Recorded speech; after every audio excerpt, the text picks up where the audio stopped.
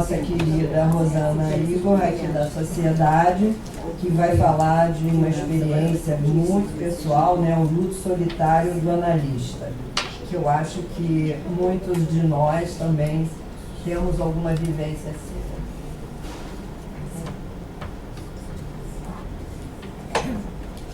Bom, obrigada por terem me aguardado pelo adiantar da hora.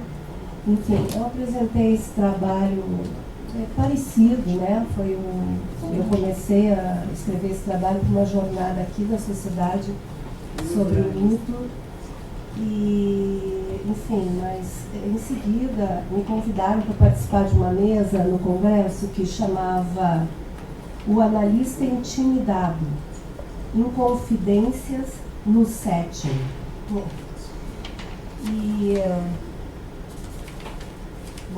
E aí então eu achei que a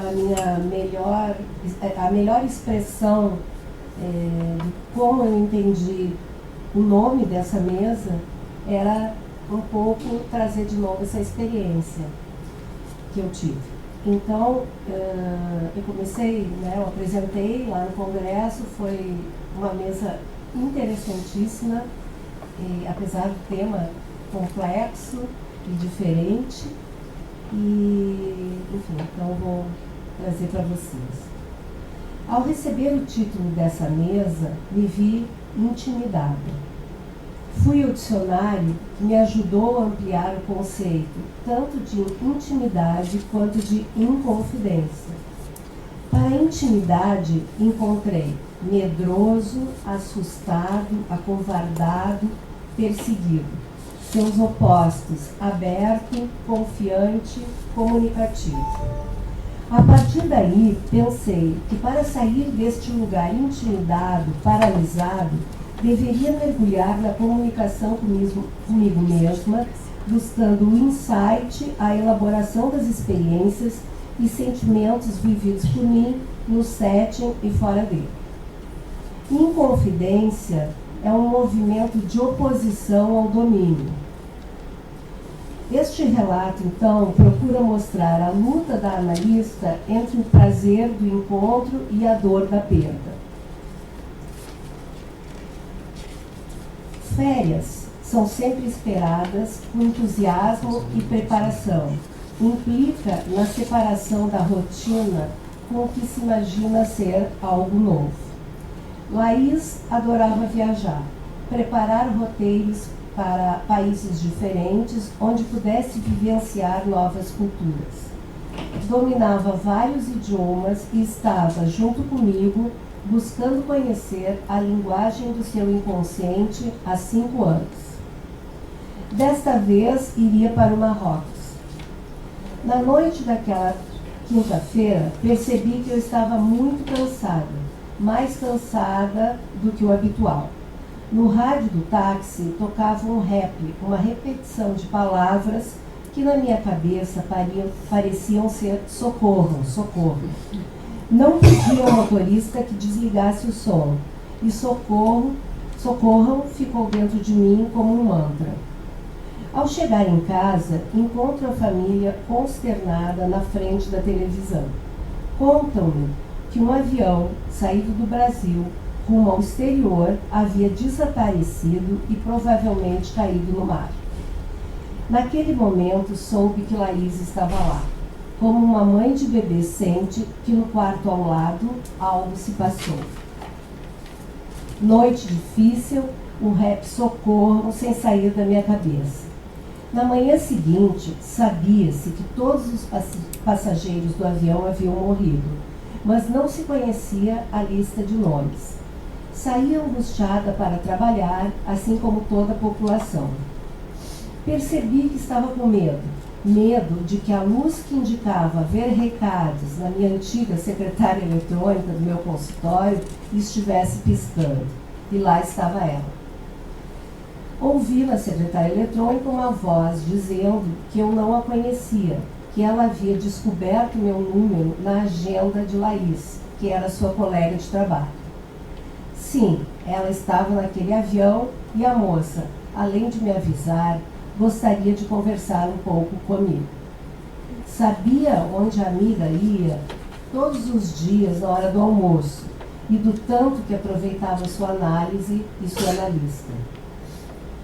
Sentei à minha mesa de trabalho e comecei a rabiscar. Escrevi algumas palavras: Laís, Marrocos, Socorro.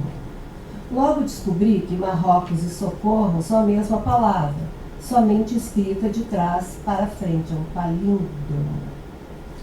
Como todo analista, gosto do jogo de palavras e já sabia do espelhamento de Socorro e Marrocos, mas só neste momento consegui fazer a relação entre elas. Meu rap mantra desapareceu e senti que estava em condição de pensar e com a minha capacidade analítica à disposição.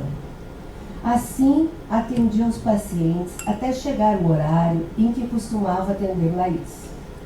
Fiquei ali, calada, numa viagem para dentro de mim mesma e para o Marrocos, que nem eu nem ela conhecemos, a não ser pelas fantasias de Laís.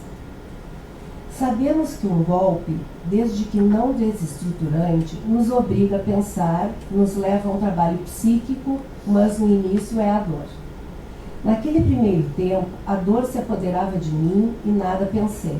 Instalou-se um vazio de saber que naquele horário, ou em nenhum outro horário, voltaria a ouvir a voz da minha paciente. Não ocupei aquele horário por vários meses. Dediquei-os a arrumar o que chamei de setting interno. Li, pensei, me observei. Lendo um pequeno artigo de Freud, Reflexões para os Tempos de Guerra e Morte, de 1915, após 6 meses do início da Primeira Guerra Mundial, encontrei o que ele chamou nossa atitude para com a morte. Diz ele: a qualquer um que nos dê ouvido, nos mostramos naturalmente preparados para sustentar que a morte é um resultado necessário da vida. Cada um deve à natureza uma morte e deve esperar pagar a dívida. A morte é natural, inegável e inevitável. Na realidade, contudo, estamos habituados a nos comportar como se fosse diferente. Revelamos uma tendência inegável para pôr a morte de lado, para eliminá-la da vida. Quando uma, na realidade, acontece, ficamos sempre profundamente atingidos e é como se fôssemos muito abalados em nossas expectativas. No fundo, ninguém crê em sua própria morte e, penso eu, nem na morte daqueles a quem amamos. E o Freud diz, então, literalmente assim: no inconsciente, cada um de nós está convencido de sua própria imortalidade. Talvez este tenha sido o motivo que me levou a fazer um contato telefônico com a família de Laís. Nunca tinha visto ou falado com ninguém, já que ao me procurar, ela tinha 30 anos. Falei com sua irmã, foram poucos momentos, alguns silêncios emocionados, gratos e a ideia de que talvez algum dia fôssemos nos conhecer. Também participei de uma missa organizada pelos colegas de trabalho de Laís. Fui avisada e recebida por sua amiga, com quem compartilhei um abraço silencioso. Era a primeira vez que vivia essa situação em sua concretude como analista. Diferente de tantas outras vezes, este não era um final de tratamento por alta ou abandono, ou mudança de cidade, ou outro motivo. Era um final fruto de uma fatalidade, um final que traz para ser analítica a finitude do humano. Nós, analistas, somos expostos a constantes demandas de separações, encontros e desencontros diariamente. A repetição poderia fazer uma neutralização destes eventos, mas não é isso que ocorre. A repetição não evita a dor causada, pois por mais esperada e necessária que seja.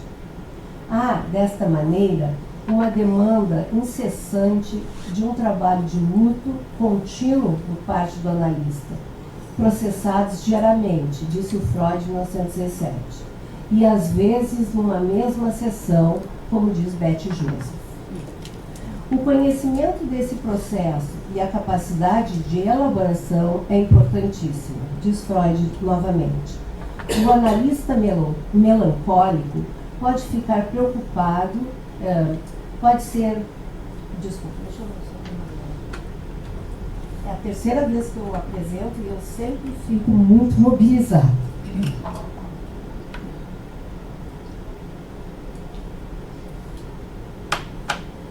E fazem 10 anos que isso ocorreu. Eu só consegui escrever o trabalho 10 anos depois. Bom, o Freud disse: o analista melancólico pode ficar preocupado pela sombra do próprio ideal, internamente absorvido e indisponível para a escuta analítica. É preciso resiliência e plasticidade para entrar e sair de si mesmo, retornando ao lugar de analista, sempre igual, mas diferente, modificado pela experiência emocional. Melanie Klein diz que o término de uma análise leva a situações arcaicas de separação e tem a natureza de uma experiência de desmame. Assim, acentua sentimentos e angústias depressivas equivalente a um estado de luto. Freud descreveu o teste da realidade como parte essencial do luto. Em Klein, é na primeira infância que o teste da realidade é aplicado pela primeira vez, na tentativa de superar o pesar inerente à posição depressiva. Sempre que o luto é vivenciado, mais tarde na vida, esses processos arcaicos são revividos. Para Klein, o sucesso do trabalho de luto não depende apenas da internalização do objeto dentro do ego, mas também do restabelecimento dos primeiros objetos amados, que foram sentidos na tenra infância, como em risco ou destruídos por impulsos agressivos quando da posição escritos para nós. Portanto, seguindo o raciocínio de Klein e Freud, o término de uma análise fatalmente desperta sentimentos dolorosos e revive ansiedades arcaicas equivalentes ao estado de luto. Quando a separação representada pelo final de análise ocorre, paciente e analista ainda têm que se encarregar por si mesmos de uma parte do trabalho de luto. Klein recomenda que se estabeleça uma data de finalização de comum acordo entre paciente e analista, com vários meses de antecedência. Isto ajuda a elaborar e diminuir a dor inevitável da separação, enquanto ainda estão no processo analítico. Isso prepara o caminho para que ambos terminem com êxito, sozinhos, o trabalho de luto. Com a morte trágica e súbita de Laís, isso não ocorreu. Tive de me haver sozinha com meus botões. Entendi com Freud que saber da finitude humana deveria fazer com que valorizássemos a experiência do estar aqui e agora, estar presentes no presente. Permanece um mistério para nós o motivo pela qual é tão penoso e lento a renúncia da libido aos objetos que se perderam. Por outro lado, Freud termina adaptando um velho ditado ao artigo sobre a morte. Se queres superar a vida, prepara-te para a morte. O luto, como sabemos, por mais doloroso que possa ser, chega a um fim espontâneo. Quando renuncia ao que foi perdido, a libido fica livre para substituir aqueles objetos perdidos por novos, igualmente ou mais preciosos. Assim está realizado o trabalho de luto. Gostaria de terminar esse trabalho com uma poesia de Carlos Drummond de Andrade, mineiro, né? Chamado Ausência, de 2002. Por muito tempo achei que a ausência é falta, e lastimava, ignorante, a falta. Hoje não lastimo, Não há falta na ausência. A ausência é um estar em mim. E sinto-a branca, tão pegada, aconchegada nos meus braços. Porque a ausência, essa ausência assimilada, ninguém rouba mais de mim.